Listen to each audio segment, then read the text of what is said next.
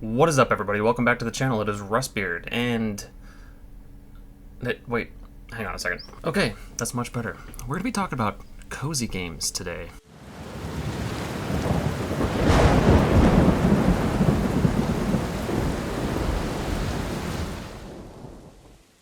So, not particularly cozy games, I suppose, but we're going to be talking about how World of Warcraft can very well be a cozy game. It came to my attention a while back that cozy games are starting to become very popular, and that's very cool. I like that. I think that's pretty sick. I personally do not play a lot of these cozy games. They're not my cup of tea. I'd much rather play an RPG or some kind of game that has a little bit more in it. Not that cozy games don't have a lot in them, but I think the idea of a cozy game is just to have something simple and, you know, something easy on the brain to just kind of relax to and whatnot. Now, what exactly is a cozy game? For those of you who do not know or have never heard the term cozy game before in your life. So this is what Wikipedia says. A cozy game is a video game genre that emphasizes non-violence and relaxation. Initially derived from the life simulation genre, cozy games commonly include activities such as gathering and growing plants and nurturing other characters. They often have open-ended goals that encourage self-expression. While developers have suggested the style may have appeared in games as early as Little Computer People in 1985 and The Sims in 2000, it became a more common term following the release of Animal Crossing: New Horizons in 2020, with dozens of games using it as part of their marketing. So when I read that, I just thought to myself, man, World of Warcraft can absolutely be that in certain cases, and I just decided to go and make a script for this. And by script, I mean very loose notes. I don't really script any of my videos, if you all could not tell. Yeah, I started recording this and I put it down and I completely forgot to pick it back up, so we're gonna be talking about it today. So I'm not gonna lie, the reason I jogged my memory of this and the reason that this popped back into my head at all was because a video popped up in my feed the other day on YouTube by a YouTuber named xRavenite.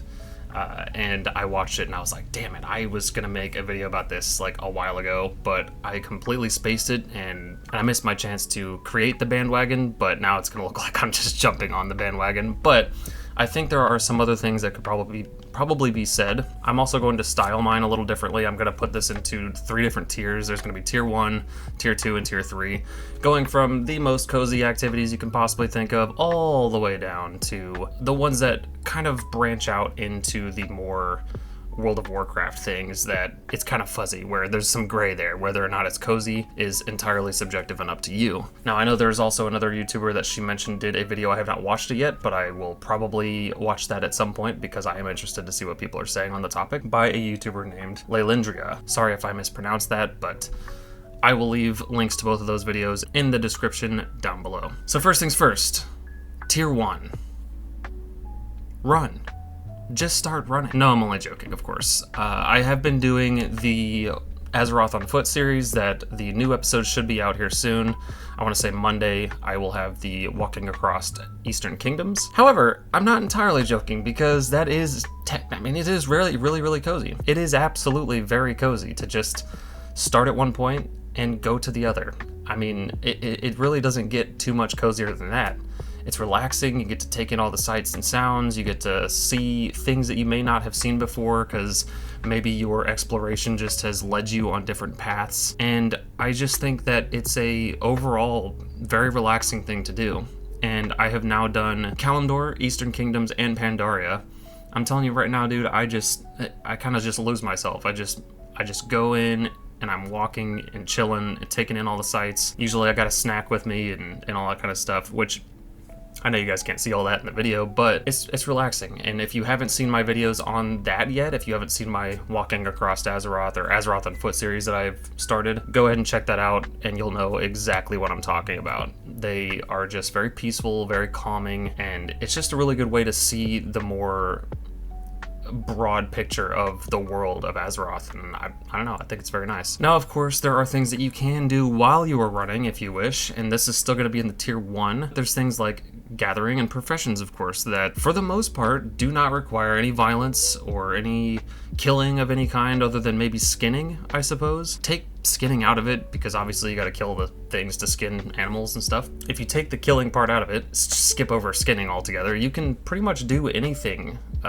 profession-wise that doesn't require any violence or anything like that, except I guess fishing. But fishing's a pretty calming thing. It's a pretty normal thing to have in a cozy game as well. Like I said, I don't know too many ins and outs about a lot of these specific cozy games that are out there, but I did have a friend of mine a while back that was playing Stardew Valley all the time. That's the only one that I have any idea of, like, at all, to be honest with you, as far as the ins and outs. But I know fishing is a big deal in a lot of these cozy games, and obviously there's fishing in World of Warcraft. If you want a breakdown of any of the professions, I'm not going to go to the specifics in here. I will say that, of course, all of the gathering professions, herbalism and mining, skinning, anything like that are perfect starting places for just kind of having a chill time, and they lend themselves very well to the exploration factor of these things as well. So you can explore and just kind of wander around the world. It's a big world, guys. It's massive. It's definitely not a thing that you're just going to go and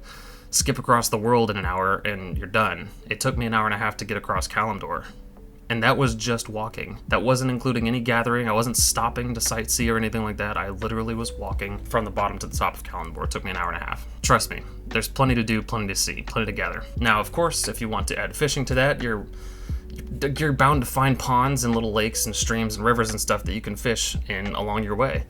That's very cozy to me, anyway. Now, of course, I did say exploring. Notice I did not say questing, because that is going to be for Tier 2.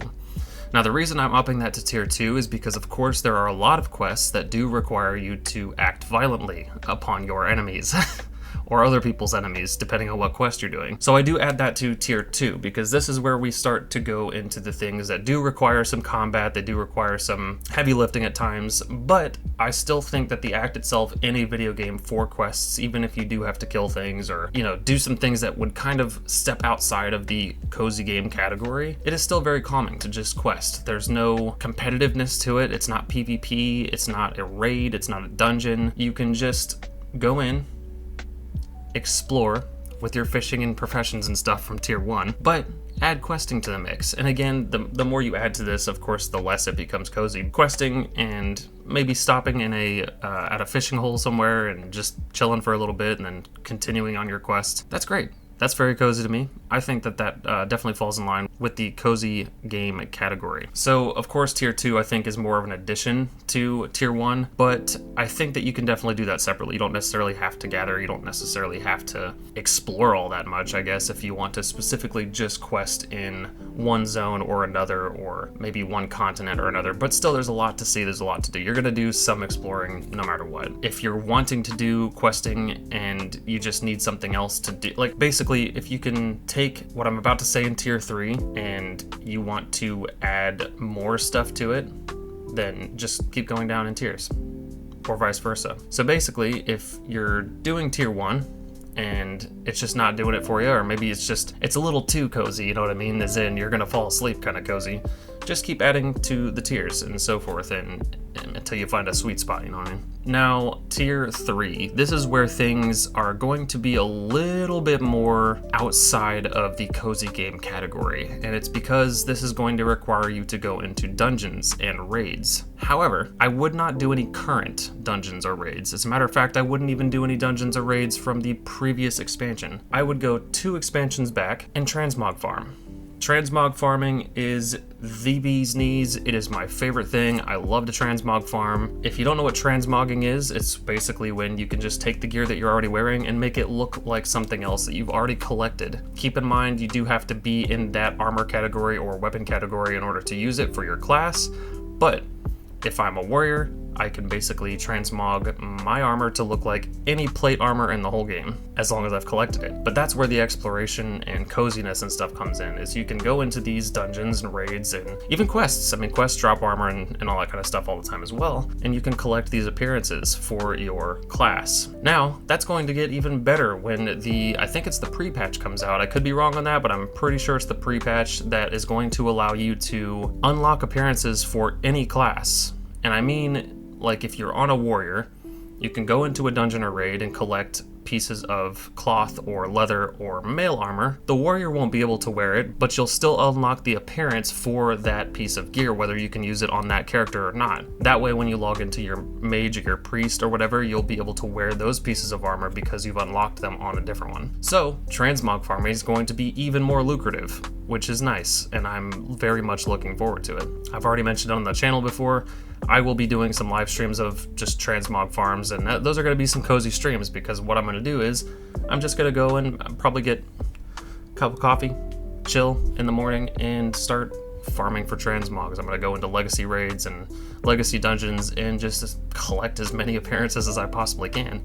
And I've been playing for a very long time, so I already have a ton of armor already unlocked. Appearances, anyway. One more thing that you can add to the collecting bit is, of course, mounts and battle pets.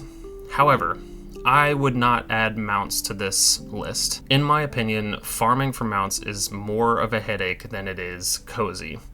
Now, if you are wanting a little bit more of a challenge, of course, to add to your coziness, by all means, add mounts to the deal, but guys, I'll be real with you. Going to farm mounts is way harder than farming for battle pets. And in my opinion, I don't think that's super cozy, but I mean, to each their own. If that's something that sounds cozy to you, then by all means, if you do want a little bit of an extra challenge, throw it in there. But there are a few mounts that aren't too difficult to get, like the Bronze Drake, for example. Very easy to get, not a big deal. Of course, there are mounts that you can get from quests. Of course, there are mounts that you can get from just random drops and so forth. But what I'm saying is, if you're going to actively be going out of your way to find yourself something cozy to do in World of Warcraft, mount farming specifically is just not one that I personally would put in the mix.